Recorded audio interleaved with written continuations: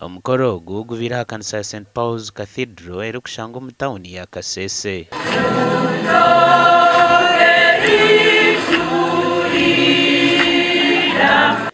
Honorable Godfrey Kabyanga uri minisita wa Kanyabwenge kandi abirori y'umugenyi mukuru bashabira Abaahure hamwe n'ababurizi okureba ngo baburire engiri yo kwegesa abantu okukora bakabinga obworo. Tell people to turn to God but also to work for their homes.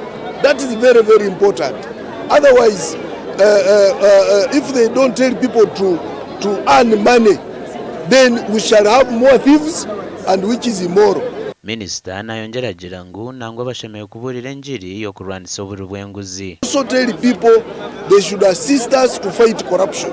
Let them preach the gospel that it takes two to tango. The one who bribes and the one who gets a bribe are all wrong. And actually the one who bribes is the one who entices the other one to take the bribe.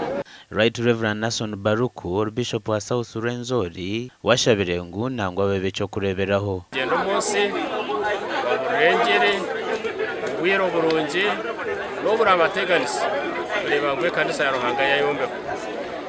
Ikindi no kureba ngo babe cyo kureberaho ingiri y'ababurira kandi bagumizamo twaza basyo.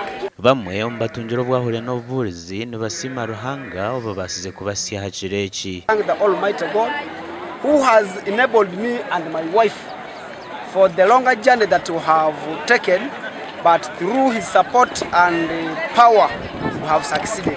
I appeal to the young ones. I appeal to them that they should not listen to all the winds, all the voices from this way and that way. Obwe turi kuburayo bwire buke tukaza umuntu akunkuru Minister hendira ro kushaba abatura ngo betantaro kushohoreza eryo mu biro by'enakwe nkuru Gashaka Gilbert Muhanguzi.